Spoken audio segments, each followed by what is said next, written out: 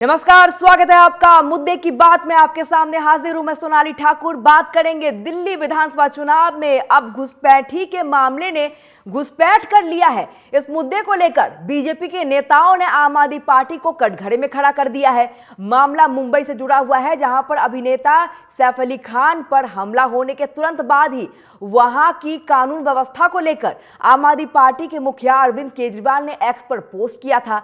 लेकिन जब से खुलासा हुआ है कि सैफ अली खान पर हमला करने वाला बांग्लादेशी घुसपैठिया है, तो उसके बाद से अरविंद केजरीवाल ने एकदम से ही चुप्पी साध ली है।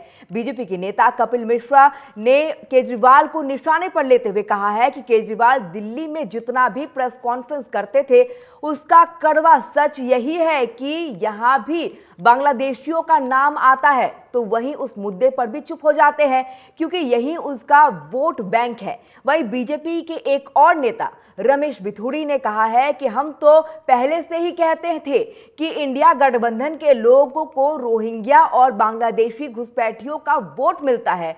अब उन्हें यह बताना चाहिए कि रोहिंग्या और घुसपैठियों को लेकर उनका स्टैंड क्या है। बिथुड़ी ने कहा है कि बीजेपी की सरकार बनने के बाद दिल्ली के अंदर एक डिस्टेंस सेंटर बनाया जाएगा और इस दौरान 30 दिन के अंदर ही सभी रोहिंग्यों को डेस्टिनेशन सेंटर में डाला जाएगा। इसके शरण देने वाले लोगों पर भी कार्रवाई की जाएगी। इसके अलावा सांसद मनोज तिवारी, कैलाश गहलोत और साथ ही मनजिंदर सिंह सिरसा ने भी नेताओं के इस मामले को लेकर केजरीवाल पर निशाना साधा है।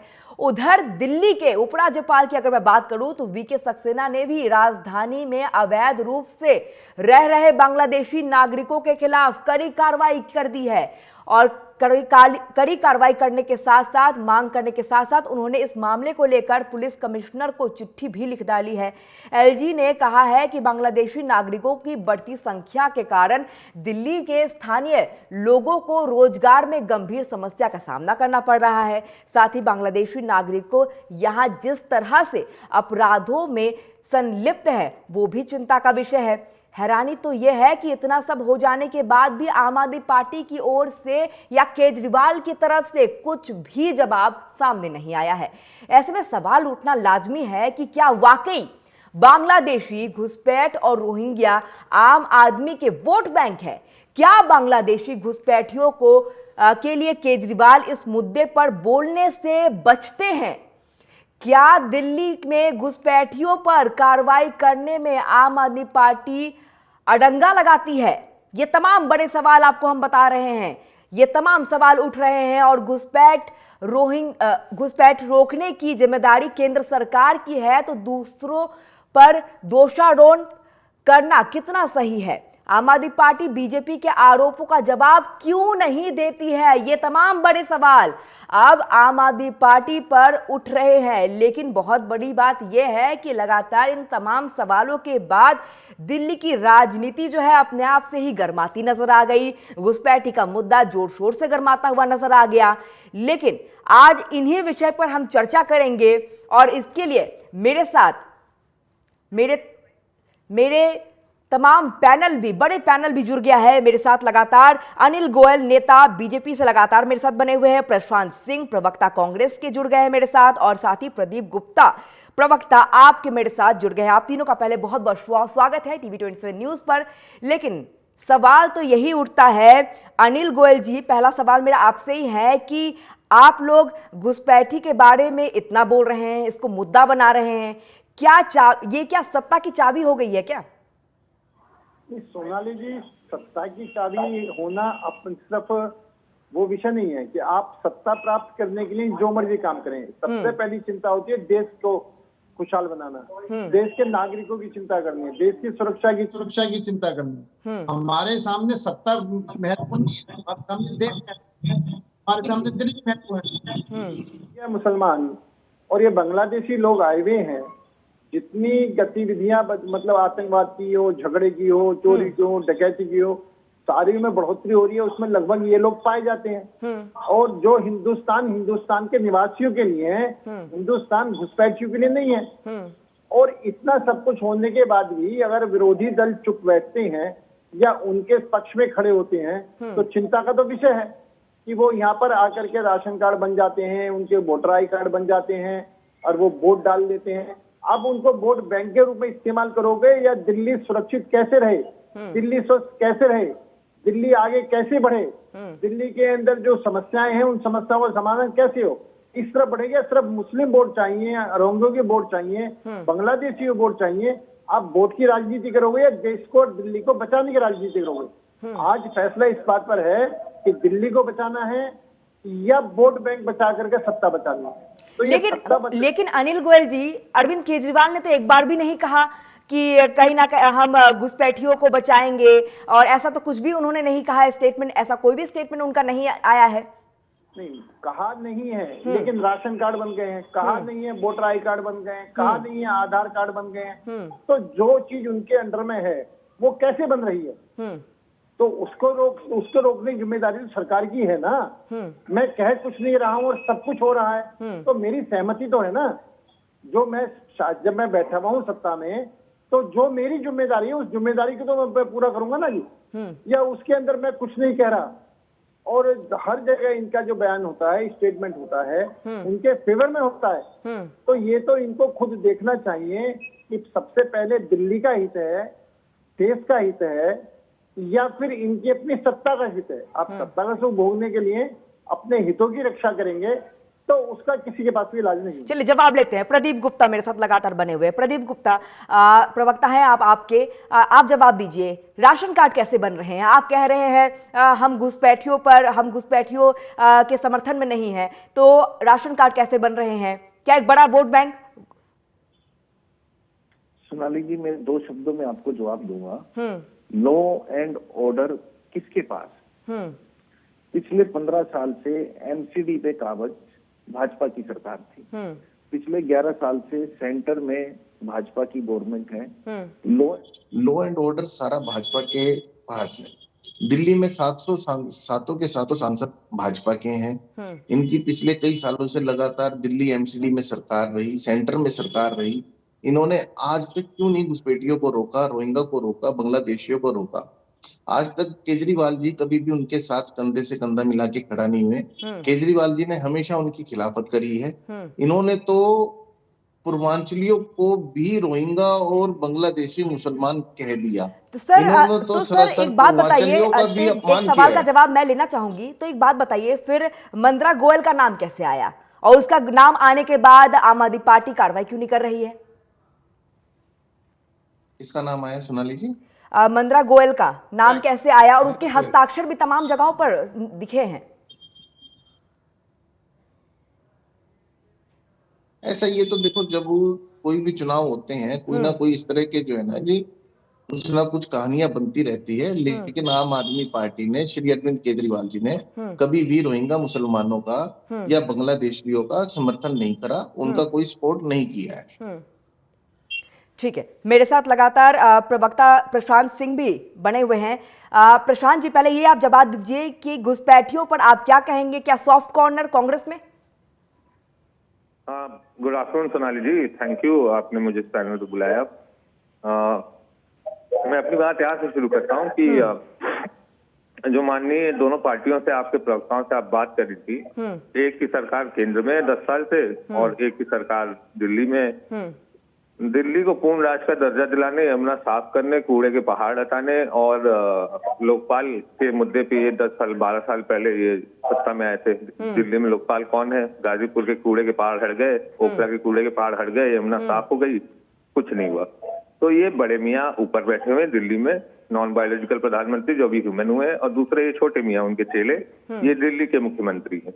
ये सिर्फ फुटबॉल का जो गेम होता है उसकी तरफ शिफ्टिंग द गोल पोस्ट करते हैं, मुद्दे की बात नहीं करेंगे। सीएनआरसी का जब विरोध हो रहा था शाहीन बाग में, तो क्या अरविंद केजरीवाल के मुंह में दही जमा था? क्या इन्होंने समर्थन किया था तब उन महिलाओं का?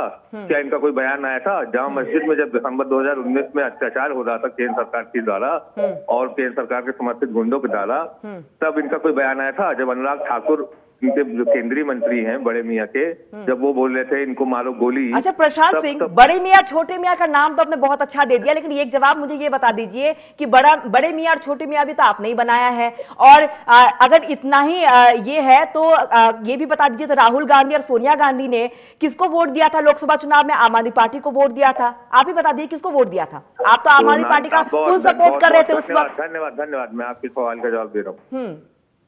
2024 जून से पहले संविधान बचाओ का जो मुद्दा था, वो संविधान बचाने का मुद्दा कैसे उठा? जब इनके सांसद के प्रत्याशी और सांसद लल्लू सिंह ने फैजाबाद से, और जो टीवी पे चरित्र राम का प्ले करते थे अरुण गोविल जी मथुरा से, मेरठ से, उन्होंने बोला 400 पार, अनंत हेगड़े कर्नाटक से और गिरिराज सिंह बिहार से, बोले 400 पार सीटें चाहिए तो अब हम संविधान बदलेंगे, मनुस्मृति लागू करेंगे। तो उस संविधान को बचाने के लिए एक नैरेटिव पे पूरे देश की विपक्षी पार्टियों ने इस भस्मासुर नामक पार्टी से चुनाव लड़ने का काम किया। उसके लिए इंडिया गठबंधन बना। वो उस समय की वैचारिक जरूरतों के हिसाब से लोकसभा चुनाव का गठबंधन था। अब आप पूछेंगे कि सबसे पहले गठबंधन से बाहर कौन गया, तो हरियाणा में भी पूर्ववर्ती चुनाव हुए, इन्होंने अपने आप ही अपने दम पे 20 प्रत्याशी घोषित कर दिए। ये अपने आप हरियाणा में बाहर चले गए। दिल्ली में इन्होंने किसी से कोई सलाह नहीं की, इन्होंने स्वयं 20 प्रत्याशी बोल दिया हम दिल्ली में अकेले चुनाव लड़ेंगे। तो ये तो अपने आप ही हिटलर हो जाते हैं, ये स्वयं ही अपने आप ही निर्णय करने लगते हैं कौन क्या करेगा कौन क्या नहीं करेगा। ये बताने लगते हैं ममता बनर्जी से और तेजस्वी यादव से कि कांग्रेस को बाहर करो इंडिया से, तब हम इंडिया का हिस्सा रहेंगे। तो इनकी ढपली, इनका राग, और हर तरफ जो है झूठ बोलने का काम, बस, और कोई इनके पास कोई कार्यक्रम नहीं। ये चुनाव में हार रहे हैं। इनकी 2015 में 67 सीटें थी, 2020 में 62 सीटें थी। इनकी स्थिति बहुत आश्वस्त है आप, आश्वस्त है काफी आप। अनिल गोयल के पास हम जाएंगे, जवाब दीजिए अनिल गोयल जी। सोनाली जी, पहली बात तो ये है कि इनके जो विधायक हैं महेंद्र गोयल जी, उनके सिग्नेचर से इनके राशन कार्ड बनते हैं, इनके सिग्नेचर से इनके आई कार्ड बन रहे हैं। ये वेरीफाई कर रहे हैं कि वो यहाँ पर रहते हैं, दिल्ली के नागरिक हैं। और आप इसको कहते हैं चुनाव में ऐसा होता है, चुनाव का तो विषय नहीं है। ये तो चुनाव से पहले जब चुनाव नहीं थे ये सब कार्रवाई है जिसमें महेंद्र गोयल जाके हिस्सा है। तो मेरे को, भाई को, प्रदीप जी को या तो पूरी जानकारी नहीं है, या जानकारी है तो जनता को गुमराह कर रहे हैं। अच्छा जनता, अच्छा लूंगी आपका जवाब लूंगी अनिल जी। अनिल गोयल, मेरे साथ पूरा पैनल जुड़ा हुआ है मेरा, लेकिन अनिल गोयल पहले मैं आपके पास ही आना चाहूंगी, और सवाल मेरा वही है कि लगातार हमला तो आप कर रहे हैं लगातार आम आदमी पार्टी पर, लेकिन अब अरविंद केजरीवाल को भी आप सुन रहे थे, दिल्ली में बिजली हमने फ्री कर दी, 24 घंटे सरकारी अस्पताल हमने दिया, फ्री व्यवस्था दी हमने, मोहल्ला क्लिनिक दिया हमने, सीनियर सिटीजन के लिए हमने संजीवनी योजना लागू कर दी। सरकार मिडिल क्लास को गुलाम बनाना चाहती है, यह आरोप, और साथ ही रेवड़ी का नाम देकर कहीं ना कहीं बदनाम करने की कोशिश और तमाम सवाल उठा रही है सरकार। ये तमाम आरोप अरविंद केजरीवाल लगाते हुए बीजेपी पर नजर आए, क्या कहेंगे आप? अरविंद जी ने जो कुछ कहा है एक झूठ का पुलंदा है। आप कहते हैं सस्ती बिजली है, हम कहते हैं सबसे महंगी बिजली है। आपने जिनको 201 यूनिट जिनकी बिजली फूकती है, 205 यूनिट की है, तो उनको आप 0 से लेकर ऊपर तक पैसा लेते हो, और दुनिया भर के सरचार्ज तुमने लगा रखे हैं। उन सरचार्जों को कैलकुलेट सर आपने भी तो दी है, आपने भी तो अपनी घोषणा पत्र में ये बोला है जो हम इतने यूनिट बिजली फ्री देंगे। सोनाली जी पहले मेरी पूरी बात से, जी हमने जो बोला है वो 300 यूनिट बोला है, इन्होंने बोला है 200 यूनिट बोला है, और हमने उसको सोलर ऊर्जा से जोड़ करके उसको हम सुविधा उपलब्ध करा रहे हैं। हम पूरी प्लानिंग से चार्ज चल रहे हैं। हम जो है जनता के खून पसीने कमाई को बर्बाद करके नहीं चल रहे हैं, हम बिल्कुल योजना के अनुसार चल रहे हैं। तो मैं इस तरफ इनका बिजली की बात कहना चाहता हूँ। मिडिल क्लास के ये बात कह रहे हैं, मिडिल क्लास का किसी भी मिडिल क्लास का लगभग 250-300 यूनिट से बिजली कम फूकती नहीं है, तो मिडिल क्लास को कोई लाभ ही नहीं है। तो ये जिस क्लास को लाभ मिलता है उसको मिल रहा है जिनकी 200 से कम यूनिट फूकती है, लेकिन जिनकी 200 से ज्यादा फूकती है तो उनको तो बिल दुगने तिगने हो गए हैं। और दूसरी बात, इन्होंने वायदा करा था बिजली का बिल हाफ और पानी माफ।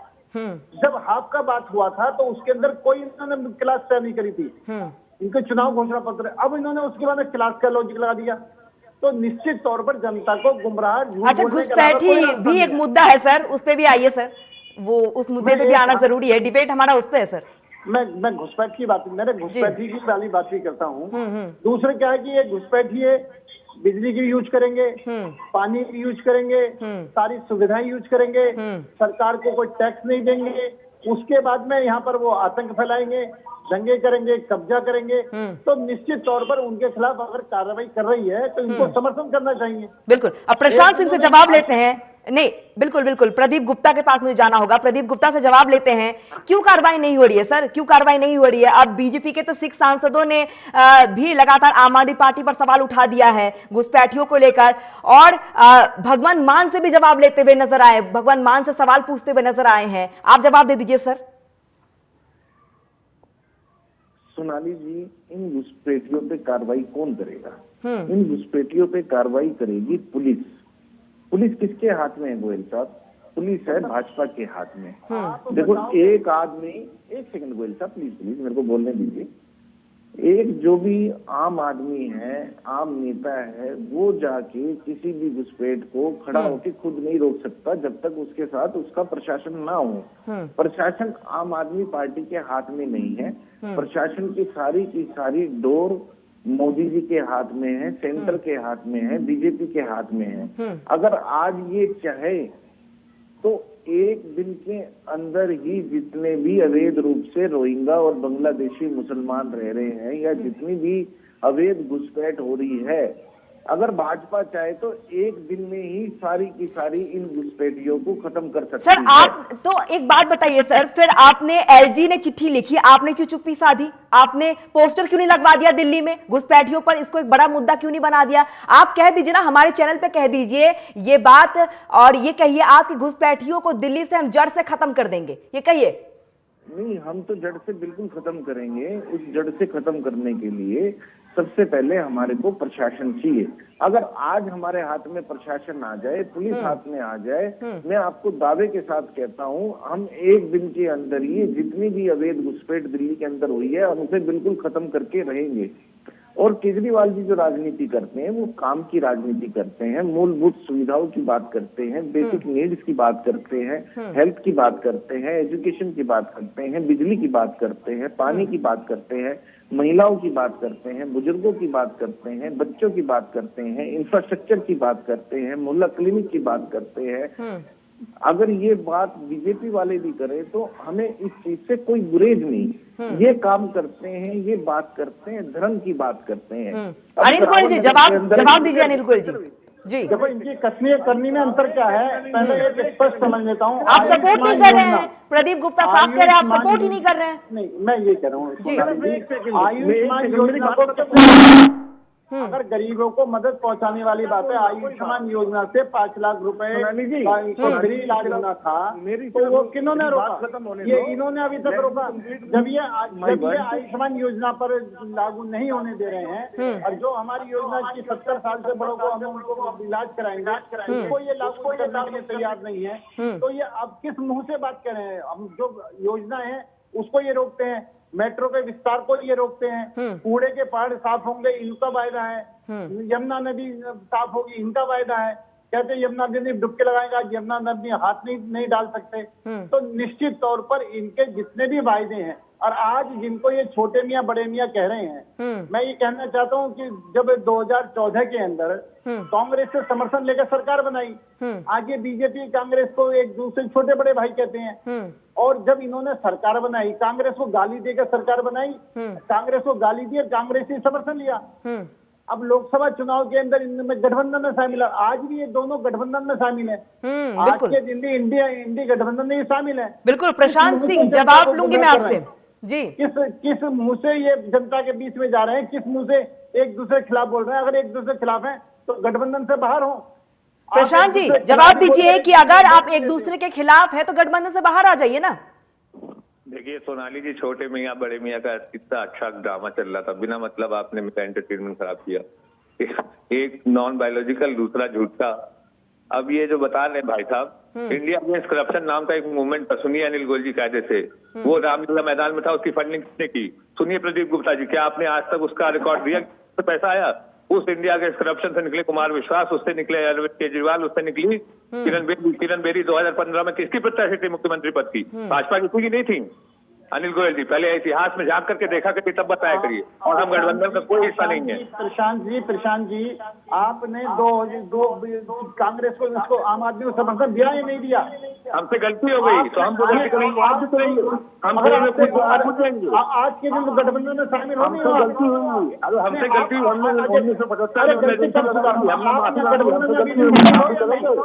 आप अभी भी गठबंधन में शामिल हो या नहीं? कौन सा गठबंधन? इंडी गठबंधन लोकसभा चुनाव के इंडी गठबंधन हुआ, उसमें शामिल हो या नहीं हो? आप दोनों ने चुनाव लड़ा नहीं लड़ा?